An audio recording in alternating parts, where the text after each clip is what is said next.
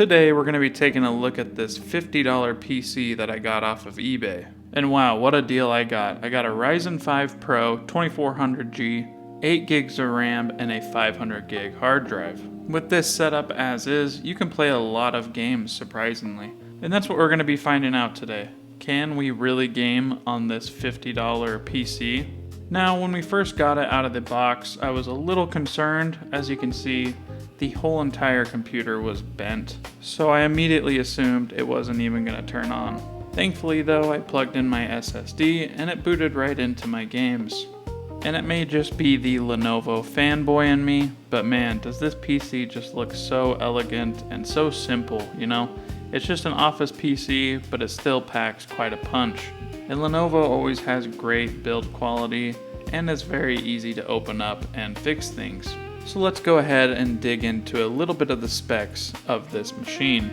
For the main workhorse in this, we have the Ryzen 5 Pro 2400G, which features 4 cores, 8 threads, has a base clock of 3.6 GHz, and boosts all the way up to 3.9 GHz, featuring a TDP as well of 65 watts. And for me personally, in 2026, I still think a 4-core 8-thread processor can allow you to play pretty much any game you want. Now what really makes the Ryzen 5 Pro 2400G so special is gonna be the Vega 11 graphics, which at the time were the fastest integrated GPU you could have.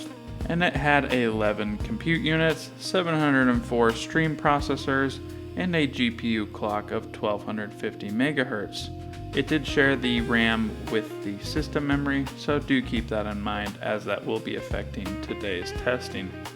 Now to explain that a little bit more, we only have one 8GB stick of memory, so that will definitely affect the integrated GPU performance. Now thankfully the memory is a little fast, running at 2666 MHz, so it's definitely not a low set of RAM. But this build would definitely benefit from using the dual channel memory, which we'll be doing a video on here in the future, so make sure to subscribe for that. One thing that's super awesome about these little office PCs is you have a lot of upgrade potential. Now do keep in mind you will definitely be limited in your CPU upgrade path, but when it comes to GPUs, you can use a lot of these awesome low profile GPUs that handle modern AAA titles extremely well. So now let's quit the yapping and get straight into the benchmarks. The first game we're going to be taking a look at is Grand Theft Auto V Legacy Edition, and this is running at 1280 by 720 on the normal preset. And I am genuinely so blown away that I can run this game at above 30 FPS on a $50 computer.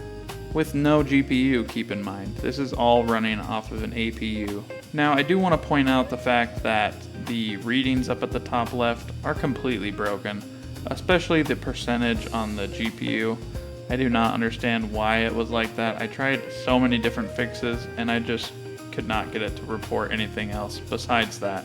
So I'm sorry about that, but for most of these it's going to be at 100%. And Grand Theft Auto V is so well optimized and it just runs so great on this little APU, and the temperatures were great as well. So for me, GTA 5 is a totally playable experience. With this computer you're definitely going to have to set your expectations a little lower, especially since you're only able to put in $50. Next up we've got Minecraft running on the fast preset at 1920 by 1080. And unfortunately, this was a very stuttery experience. While the frame rates were reporting pretty high, the frame time was pretty awful. It was super stuttery, and yeah, we were loading in chunks and flying around a bunch, but even here when we were just walking around a little bit in pre-rendered chunks, it was still a pretty unplayable experience. And I think that has to do with only the 4 cores and 8 threads, while also pushing the GPU. Now if this was me and I only wanted to play Minecraft, I would still call this a playable experience, and that's just because I've been on much worse before. I used to play Minecraft Factions on a old AMD laptop that had 2 cores and 2 threads, and man, that was absolutely miserable. At the most I got 25 frames in like 640 by 480, something ridiculous. But to get back on track, this is a playable experience for me, but for a lot of you out there, this would not be playable. Next up here we have Teardown, running on the lowest options possible at 1280 by 720. And this one really surprised me, honestly. We were seeing well above 30 FPS, even when we had a ton of explosions going on. It felt smooth and there were so many good effects going on, so I was just surprised how well this looked on a little APU. I definitely think if you're going to be playing slightly newer titles like the last couple games we've tested, you're going to want to run it at 720p. This APU is perfect for 720p if that's what you want. And for me, 720p still looks pretty good. Here we're going to be taking a look at some older titles, starting off with Mount & Blade Warband. And yeah, we were running this at the highest settings possible at 1920 by 1080. And we tested this on the farmhouse map in a 100 vs 100 battle. And we were getting a very playable, well above 30 FPS experience, which is pretty crazy considering all the NPCs and all the things going on the screen. And yes, this game is pretty old, but that's exactly what I think this PC is perfect at. If you're wanting to run some older games at a very respectable frame rate and visual fidelity, this machine will absolutely kick butt in that department. And call me an old head, but man, a lot of these older games are still so great, even in 2026. Next up, we've got an awesome older title, Arma 2, running at 1920 by 1080 at the high preset, and we were sitting well above 30 FPS for the entirety of this match. Now, I do wish I had higher frame rates as this is an FPS, but in my opinion, it was still a totally playable experience and looked great. If you've got a lower end computer or just a older computer, I highly recommend checking out Arma 2. It's a great little shooter. Speaking of FPSs, we have Ravenfield running at 1920 by 1080 on the good preset, and I definitely regret running this one at 1080 because you'd probably see a lot more frames running this at 720p. And it would still honestly look just about the same. I mean, it's a low resolution shooter with a bunch of effects and people and things going on. But call me Unk, I still think this is a playable experience despite it being around 20 to 30 FPS. Because at the end of the day, you got an entire computer for $50 that can play a pretty respectable game here. Next up, for a pretty awesome RPG, we have Fallout New Vegas running at the high preset at 720p. And yeah, this game ran great. We were seeing well above 30 FPS, all the way up to 60 FPS most of the time. And if you're wanting to play these older Bethesda games, you can totally get away with it, from Skyrim to Oblivion to all of the Fallouts, just probably not Fallout 4 and further. But Fallout 3, Fallout New Vegas, you're going to have a great experience on them.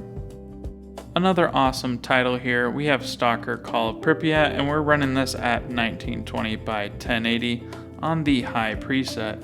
And again, we're seeing well above 30 FPS. So this little machine is a 30 FPS plus killer. Not 60 FPS, but 30 FPS. And it maintained that even when we were going inside more heavily populated and texture-filled areas. And last but not least, we have Left 4 Dead 2 running at 1920 by 1080 with the settings shown on the screen. And again, for this, I would run this at 720p just to get a higher FPS, as you're going to need it in Left 4 Dead 2. 30 FPS is still playable, but I don't know, it just feels much better when it's higher frame rate on this game for me. But if you're specifically wanting to play this at 1080p, you will be able to do that at an above 30 FPS experience. Now in conclusion, for $50, you get a lot of computing power here. You can play a lot of great titles with what you got with this little APU. You just gotta keep your expectations low and really enjoy the games that you are playing. And while you're playing games, you can save up $100, $200 and slap in an awesome little low profile GPU. And from there you can play pretty much every game out there. If this is the only machine I had, I would not complain. It plays all the titles that I want and all the titles that I cherish, especially from my childhood. I'm curious to know what you guys think about this. Would you be able to use this if this is the only PC you had available to you? And let me know down below as well what GPU you want to see me throw in this and see just how well it does. I was thinking we could do the RTX 3050 and give it away to you guys in that video. Thank you so much for taking the time to watch this video. I really hope you enjoyed it, and if you did, feel free to check out the video in the middle of the screen. Again, thank you so much for the support lately. You guys are awesome.